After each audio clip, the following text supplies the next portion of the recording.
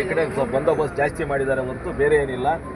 ಜನಪರವಾಗಿ N D A ಪಕ್ಷದ BJP ಮತ್ತು JDS ಎರಡೂ ಕೆಲಸ ಮಾಡ್ತಾ ಇದೆ. ಜನಪರವಾಗಿ ನಾವು ಅವರಿಗೆ ಏನು ಒಂದು ಸಹಾಯ ಸಹಕಾರ ಮಾಡಬೇಕಾಗಿರುತ್ತೋ, ರೈತರಿಗಾದರೂ ಆಗಲಿ ಮಹಿಳೆಯರಿಗಾದರೂ ಆಗಲಿ, ಅದನ್ನು ನಾವು ಮಾಡೇ ಮಾಡ್ತೀವಿ. ಈ ಚುನಾವಣೆ ಫಲಿತಾಂಶ ಏನು ಇವಾಗ ಸಾಯಂಕಾಲ 5-6 ಗಂಟೆಗೆ ಬರುತ್ತೋ ಅದು ಒಂದು ದಿಕ್ಸೂಚಿ ಆಗುತ್ತೆ ಅಂತ ಹೇಳಕ್ಕೆ ಇಷ್ಟಪಡ್ತೀನಿ. ಸರ್, ಎಷ್ಟು ಸ್ಥಾನ ಗೆಲ್ಲೋ ವಿಶ್ವಾಸ ಇದೆ ಸರ್ ನಿಮಗೆ? ನಾವು 9 ಸ್ಥಾನ ನಾವು ಗೆಲ್ತೀವಿ ಅಂತ ಒಂದು ನಂಬಿಕೆ ಇದೆ. ವಿಶೇಷವಾಗಿ ಈ ಸಾರಿ ನಮ್ಮ ಪಕ್ಷದ ಎಲ್ಲ ಮುಖಂಡರು, NDA ಮಿತ್ರ ಪಕ್ಷ ಮತ್ತೆ ನಾವು ನಮ್ಮ JDS ಎಲ್ಲ ಈ ಸಾರಿ ಈ ಸಾರಿ ಒಗ್ಗಟ್ಟಿನಿಂದ ಎಲ್ಲ ನಮ್ಮ ಲೀಡರ್ಸು ಕೂಡ ಕೆಲಸ ಮಾಡಿದ್ದಾರೆ. ಅವರಿಗೆ ನಾನು ಧನ್ಯವಾದಗಳನ್ನು ಸಮರ್ಪಣೆ ಮಾಡ್ತೇನೆ. BJP ಆಗಲಿ ಅಥವಾ JDS ಎಲ್ಲರೂ ಹೋಗಿ ಎಲ್ಲ ಬಹಳ ಒಗ್ಗಟ್ಟಿನಿದೆ, ಎಂದೂ ನೋಡಿರಲಿಲ್ಲ ಒಗ್ಗಟ್ಟಿನ. ಮಾಲೂರು ಮಂಜುನಾಥ್ ಗೌಡರು ಒಗ್ಗಟ್ಟಾಗಿ ಎಲ್ಲ ಕೆಲಸ ಮಾಡೋದು ಹೇಳಿದ್ದೀನಿ.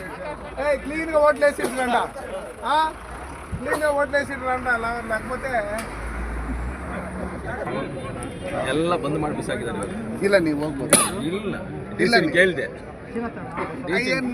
ಡಿಸಿನ್ ಕೇಳ್ದೇಣ ಅಲ್ಲಿ ಏನಾಗಿದೆ ಅಂತ.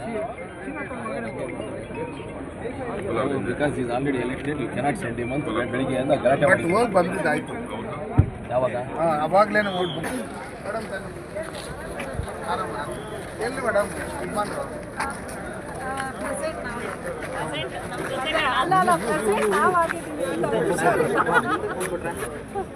ಒಳ್ಳೆದಾಗಿ ಇರ್ತೀವಿ. ಪಾಪೆ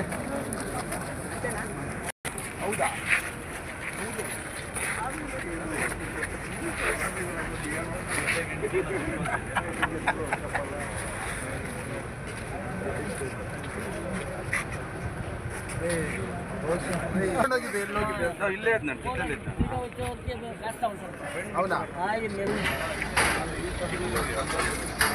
ನೀಡ್ತಕ್ಕಂಥ ಅನುದಾನಗಳ ಯಥಾವತ್ತಾಗಿ ತಲುಪುವ ನಿಟ್ಟಿನಲ್ಲಿ ಕೆಲಸ ಮಾಡ್ತಕ್ಕಂಥ ಒಂದು ತಂಡನ ರಚನೆ ಮಾಡಬೇಕನ್ನೋ ಒಂದು ನಿಟ್ಟಿನಲ್ಲಿ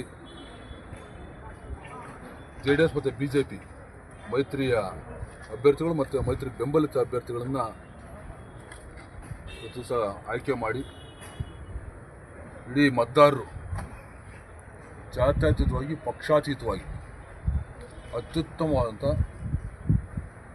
ಸಜ್ಜನರನ್ನ, ಅಭಿವೃದ್ಧಿಪರ ಚಿಂತನೆ ಇರತಕ್ಕಂಥವ್ರನ್ನ ಆಯ್ಕೆ ಮಾಡೋ ನಿಟ್ಟಿನಲ್ಲಿ ಈ ಬಾರಿ ಕೋಲಾರ ಜಿಲ್ಲಾ ಹಾಲು ಒಕ್ಕೂಟಗಳ ಸಹಕಾರ ಸಂಘಕ್ಕೆ JDS ಮತ್ತು BJP ಮೈತ್ರಿಯ ಎಲ್ಲ ಅಭ್ಯರ್ಥಿಗಳು ಗೆಲುವಾಗೋದ್ರ ಜೊತೆಗೆ ಅಧ್ಯಕ್ಷ ಸ್ಥಾನ ಕೂಡ ಮೈತ್ರಿ ಆಗುತ್ತೆ. ಆ ನಿಟ್ಟಿನಲ್ಲಿ ಸಂಸ್ಥೆಯ ಅಭಿವೃದ್ಧಿ ಮತ್ತು ರೈತರಿಗೆ ದೊಡ್ಡ ಮಟ್ಟದ ಒಂದು ಶಕ್ತಿ ತುಂಬುವಂಥ ಕೆಲಸ ಆಗುತ್ತೆ ಅಂತೇಳಿ ಸಂದರ್ಭದಲ್ಲಿ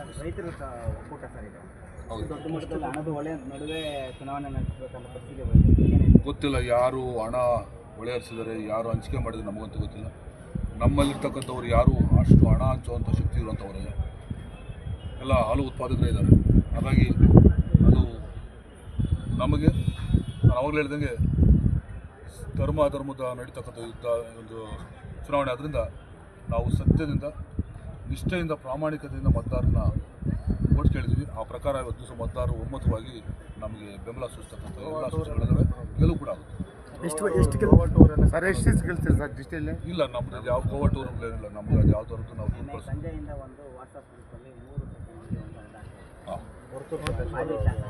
ಇಲ್ಲ, ಅದು ಅವ್ರದ್ದು ಯಾವ ಹಳೆ ವಿಡಿಯೋ ಏನೋ ಬಡವ್ರಿಗೆ ಏನೋ ಸಹಕಾರ ಮಾಡಿದ್ರು, ಸಾಲ ಕೊಟ್ಟಿದ್ರು ಅಂತೇಳಿ ಮತ್ತೇನೋ ವಾಪಸ್ ಮಾಡಿದ್ರು ಅಂತೇನೋ ಒಂದು ಸುದ್ದಿ ಇದೆ.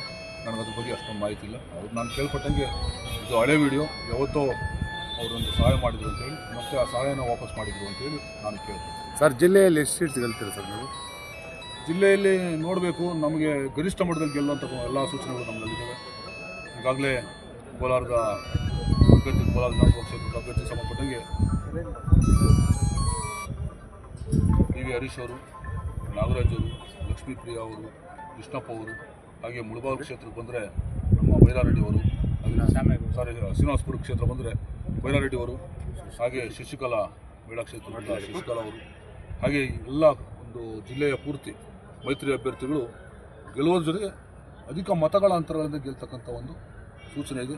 ನಮಗೂ ಕೂಡ ಆ ರೀತಿಯಾದಂಥ ಒಂದು ಭರವಸೆ ಕೂಡ ಇದೆ. ನೋಡೋಣ, ಅದು ಇಷ್ಟು ಸಂಖ್ಯೆ ಸ್ಥಾನ ಅದನ್ನು ಹೇಳಲಿಕ್ಕಾಗಲ್ಲ, ಬಟ್ ಒಟ್ಟಾರೆಯಲ್ಲಿ ಹೆಚ್ಚಿನ ಸಂಖ್ಯೆಯಲ್ಲಿ ನಾವು ಗೆಲ್ತೇವೆ.